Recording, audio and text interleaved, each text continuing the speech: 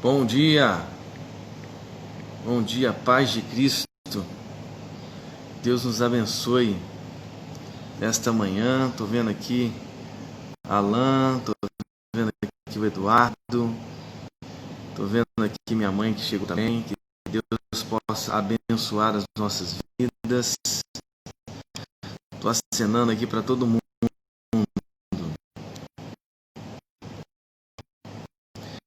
Olhar Urbano, bom dia também. Não sei onde você está aqui. Bom dia, Carla. Bom dia, Fernanda. Bom dia, irmã Beth. Bom dia, irmã Simone. Natália. Bom dia, irmã Zilda também. Que Deus nos abençoe também nesta manhã. Mais uma manhã na presença do Senhor. Sempre na presença dEle. Sempre diante da palavra dEle. Estou vendo aqui a irmã Graça, né? E agora estou muito feliz de saber do casamento da Fernanda. Muito bom. Que Deus abençoe a Fernanda. Em nome de Jesus. Estou vendo aqui a Milene, a Eliane. Que a paz de Cristo nos abençoe nesta manhã. Se você quiser, você pode convidar seus amigos, familiares para estarem conosco aqui também, diante da palavra dele, da palavra de Deus, diante da presença dele. Eu já coloquei aqui o texto que nós vamos ler nesta manhã. Marcos capítulo 11, do 20 ao 25. Eu quero ler para você esse texto da palavra de Deus. E depois de lermos a palavra de Deus, eu quero então orar com você, pedindo a Deus que Ele nos abençoe nesta manhã, que Ele derrame graça sobre as nossas vidas. Vamos então ler a palavra de Deus? Marcos 11, do 20 ao 25, diz assim: E passando eles pela manhã, viram que a figueira secara desde a raiz.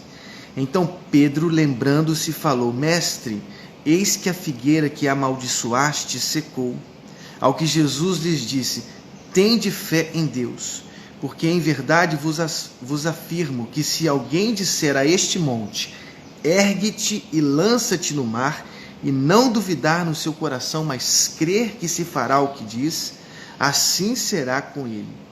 Por isso vos digo que tudo quanto em oração pedirdes, crede que recebestes, e será assim convosco. E quando estiverdes orando, se tendes alguma coisa contra alguém, perdoai, para que o vosso Pai Celestial vos perdoe as vossas ofensas. Mas se não perdoardes, também o vosso Pai Celestial não vos perdoará as vossas ofensas. Vamos falar com Deus? Vamos colocar as nossas vidas diante do Senhor? Quero orar com você para que Deus possa abençoar as nossas vidas, os nossos corações. Senhor, muito obrigado por mais uma manhã na Tua presença. Muito obrigado, Deus, porque o Senhor nos abençoa todos os dias. Somos gratos. Deus, queremos colocar a vida do seu Elias ainda diante do Senhor, o avô da minha esposa, para que o Senhor possa curá-lo completamente. Graças a Deus, nós te damos graças, Deus, porque o Senhor tem abençoado o teu servo e ele está melhorando. Graças a Deus por isso. Muito obrigado, Senhor. Quero também agradecer, Deus, pelo casamento da Fernanda, que o Senhor sobre ela, sobre a família dela, derrame toda sorte de bênçãos.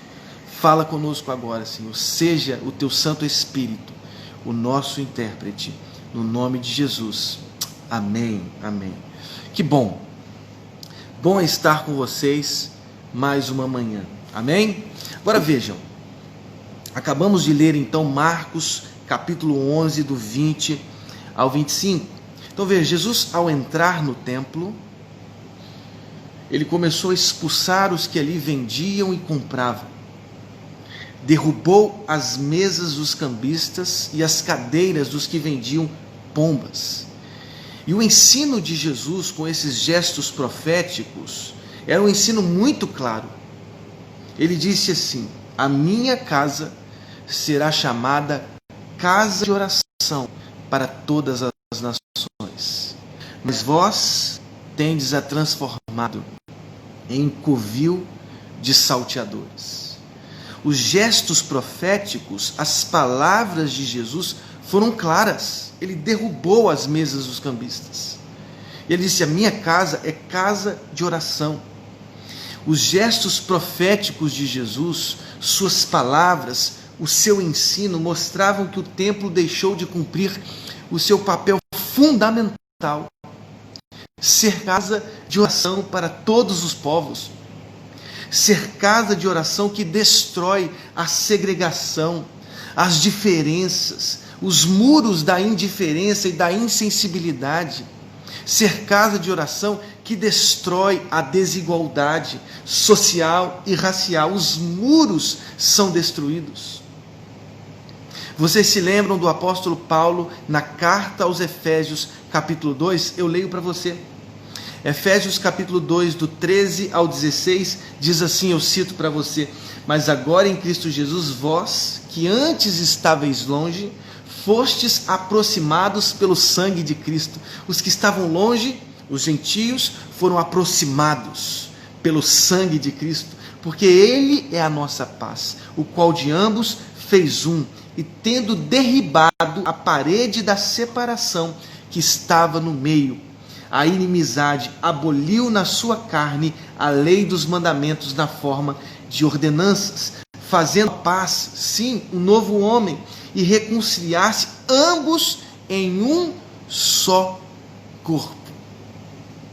A igreja de Cristo precisa ser esta expressão da unidade, derrubar os muros da indiferença, da insensibilidade, da desigualdade, da segregação, das diferenças raciais, sociais, étnicas, derrubando os muros e tornando os povos um só corpo, a igreja de Jesus. O templo falhou. O templo de Jerusalém falhou, tornou-se um lugar de salteadores, um covil de salteadores. O templo foi usado para interesses escusos. O templo se tornou uma figueira infértil, sim, estéril. Que triste, que realidade triste. Diz a palavra de Deus, eu leio para você: e passando eles pela manhã, viram que a figueira secara desde a raiz. O templo se tornou uma figueira infértil, estéril. O templo não era mais, deixou de ser um lugar em que os muros da indiferença, da insensibilidade eram destruídos. Triste. O qual de ambos fez uma só carne, o qual de ambos fez um. Ele é a nossa paz. O sangue de Cristo derruba os muros, derriba as paredes de separação e nos torna um. Isso é a igreja de Cristo. O templo falhou. Os discípulos disseram: mestre, eis que a figueira que amaldiçoaste secou. Verso 21. O templo deixou de existir para a teologia de Jesus. Vocês se lembram do sermão profético de Jesus? Não sobrará pedra sobre pedra. Foram as palavras claras de Jesus diante, sim, dos discípulos atônitos das construções tão belas, das paredes, dos portões, dos espaços internos do templo. Não sobrará pedra sobre pedra. E nós sabemos das consequências da guerra judaico-romana. O templo foi completamente derribado. A figueira perdeu toda a sua vitalidade, dissipou-se, deixou de ser um lugar de frutificação, deixou de ser um lugar em que os que têm fome são saciados, são nutridos. Sim, a figueira secou desde as raízes. Agora a pergunta que todos nós precisamos fazer nesta manhã é: se a figueira perdeu sua vitalidade, se o templo deixou de cumprir a sua função principal de ser casa de oração para todos os povos, Se o templo na teologia, nas impressões de Jesus, não sobrou pedra sobre pedra, como os filhos de Deus, como os servos de Deus adoram, como os homens, as mulheres, as crianças se aproximam de Deus em adoração. Sem templo, como os homens, as mulheres e as crianças podem vir a Deus para prestar uma verdadeira adoração? A igreja de Jesus não precisa de templos. A igreja de Jesus não precisa de construções faraônicas. O véu do templo foi completamente rasgado de alto a baixo quando Cristo expirou. O véu foi rasgado, não precisamos mais de construções físicas, concretas, não precisamos de tijolos e concreto, não precisamos de templo físico, a igreja somos nós, a unidade daqueles que creem e confessam Jesus como Senhor. A igreja de Jesus tem como, nesta narrativa que acabamos de ler, da figueira seca, que se une organicamente com o templo, com a purificação do templo, a igreja de Cristo, ela sobrevive. A igreja de Jesus tem como projeto inicial terreno, alicerces, alvenaria, cobertura, o telhado, elétrica, hidráulica, acabamento, a fé, a oração e o perdão. São essas três coisas que Jesus trabalha nestes versos que acabamos de ler em Marcos capítulo 11, do 20 ao 25. A figueira estava seca, o templo perdeu a sua função de congregar, de ser casa de oração para todos os povos. Sem casa, sem templo, o que os cristãos fariam? Jesus disse: oração, fé, oração e perdão. A fé encontra o seu lugar no próprio Deus. Olha o que diz o verso 22: tende fé em Deus. Fé é a resposta que damos à fidelidade de Deus. Ela independe do templo. Nós não necessitamos de construções concretas, reais, tijolos, argamassa. Não precisamos de construções. A fé independe de locais, de geografia, de templo, de montes. Não foi assim a conversa de Jesus com a mulher samaritana. João 4, mas vem a hora, e já chegou, em que os verdadeiros adoradores adorarão o Pai em espírito e em verdade, porque são estes que o Pai procura para seus adoradores. Não é em Gerizim, na Samaria, ou em Jerusalém, não. A conversa que Jesus tem com a samaritana tem como ápice essa declaração de Cristo: mas vem a hora, aliás, já chegou a hora em que os verdadeiros adoradores adorarão o Pai em espírito, em verdade. A fé independe do templo, a fé depende dele. Tende fé em Deus. Deus é o fundamento da nossa fé. A fé é a resposta para a fidelidade, para as promessas, para a aliança. Meu pai está colocando aqui, meu pai, grande missionário de Deus, pedras vivas. Sim, somos as pedras vivas. Nós somos as pedras vivas desse novo templo de Jesus Cristo. Sim, somos o corpo de Cristo. Os que têm fé dependem de Deus. Tende fé em Deus. Os versos 23 e 24 eu leio mais uma vez.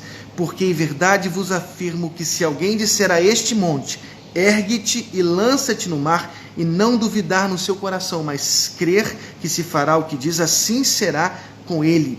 Por isso vos digo que tudo quanto em oração pedirdes, crede que recebestes, e será assim convosco. Esses dois versos 23 e 24 precisam ser lidos, interpretados à luz de seu contexto maior, que tem no verso 17 o seu principal óculos.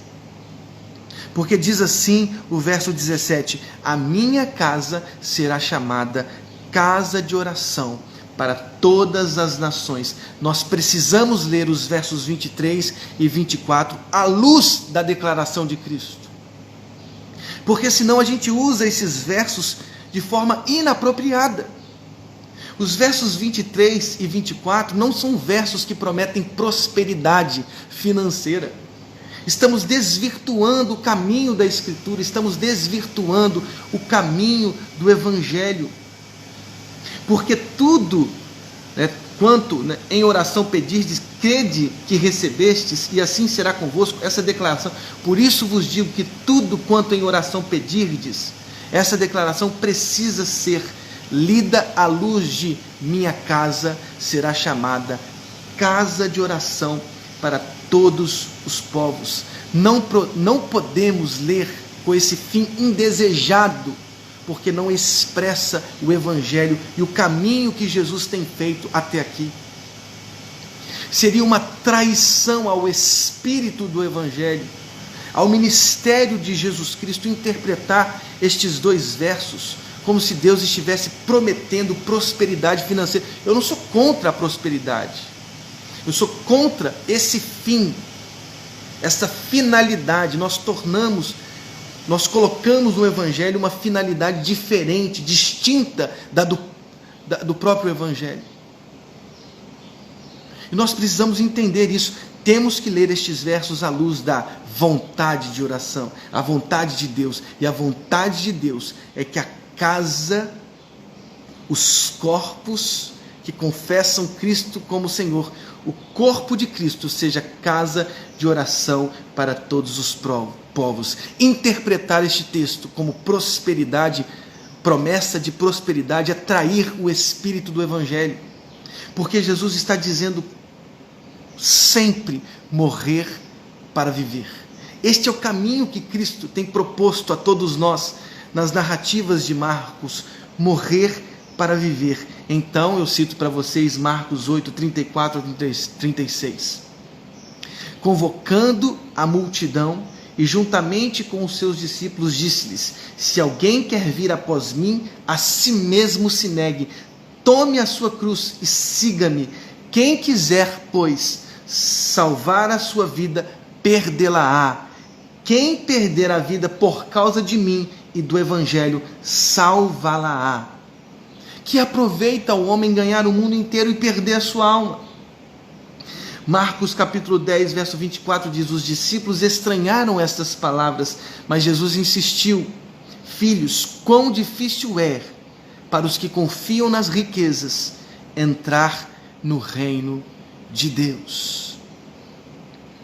Vejam, precisamos ler sim, estas narrativas à luz de a minha casa será chamada casa de oração para todos os povos. Senão, nós tornamos o Evangelho, ou lançamos o Evangelho em solos infrutíferos, em solos com espinhos. O Evangelho não pode encontrar em nossos corações um solo espinhoso, porque os espinhos sufocarão o Evangelho.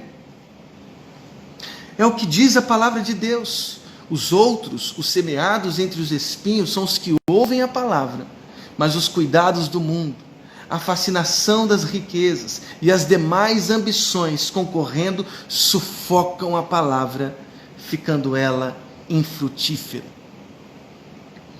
Os montes se moverão e se lançarão no mar para que a casa do Senhor seja casa de oração para todos os povos. Esta é a vontade de Deus. Que os nossos corpos, os nossos corações unidos no corpo de Cristo, sim, sejam casa de oração para todos os povos. Então os montes serão lançados no mar. O que pedirmos em oração, Deus realizará, porque esta é a vontade de Deus. Vocês se lembram da carta de João, da primeira carta de João, capítulo 5, o verso 14 e 15? Diz assim: e esta é a confiança que temos para com Ele, que se pedirmos alguma coisa segundo a sua vontade, Ele nos ouve. E se sabemos que Ele nos ouve, quanto ao que lhe pedimos, estamos certos de que obtemos os pedidos que lhe temos feito. Essa é a condição sine qua non, esta é a condição indispensável, pedir alguma coisa segundo a sua vontade. E a vontade de Deus é que os nossos corpos sejam casa de oração para todos os povos, que os nossos corpos sejam, sim, a luta profética que destrói muros, que destrói a impiedade, que destrói a insensibilidade, que destrói, sim, a desigualdade, o preconceito, o feminicídio, tornando todos nós o corpo de Cristo, que congrega todos os povos, que destrói os muros e que nos torna um. Agora, a oração traz significado para o que nós estamos conversando. A fé, a oração e o perdão. Nós falamos sobre fé, falamos sobre oração, mas uma oração que concorda com a vontade de Deus. Mas veja, essa oração perde o significado se existem muros em nossos relacionamentos. O perdão não é uma opção na vida do cristão, não é uma opção no caminho de Jesus Cristo, é a condição indispensável para a vida no corpo de Jesus. Olha o que diz Mateus 5, 23, 24. Se, pois, ao trazeres ao altar a tua oferta, e ali te lembrares de que teu irmão tem alguma coisa contra ti, deixa perante o altar a tua oferta, vai primeiro reconciliar-te com o teu irmão, e então, voltando, faze a tua oferta. E perdoa-nos as nossas dívidas. Se lembram da oração de Jesus? Assim como nós temos perdoado os nossos devedores. O perdão faz parte desse templo que é a Igreja de Cristo. A fé, a oração que move montes, que concorda com a vontade de Deus, mas uma oração que tem como fundamento, sim, que tem como substância o perdão. Perdoai, para que o vosso Pai Celestial vos perdoe as vossas ofensas. Mas se não perdoardes, também vosso Pai Celestial não vos perdoará vossas ofensas. Que Deus continue construindo a sua igreja, o seu corpo, que somos nós, através da fé, da oração e do perdão. Não precisamos de templos físicos. São figueiras inférteis, estéreis. O que nós precisamos não são de construções físicas, concreto, barro, tijolos. O que nós precisamos é de fé em Deus. Uma oração não materialista, uma oração que concorda com a vontade de Deus de fazer de nós casa de oração para todos os povos e perdão. Porque sem perdão é impossível o relacionamento, sem perdão é impossível ser igreja, porque somos falhos, temos muitos erros, sim, erramos, ofendemos, e se ofendemos, também sabemos que outros podem nos ofender. O perdão é o fundamento da oração. Que Deus derrame em nós fé, oração, intimidade, relacionamento e perdão. Esses são os tijolos, alvenaria, fundamento, telhado da construção de Jesus Cristo. Deus, muito obrigado por mais uma manhã na tua presença. Muito obrigado, Senhor, porque somos a tua igreja, pedras vivas. Não dependemos de um endereço, de um templo físico.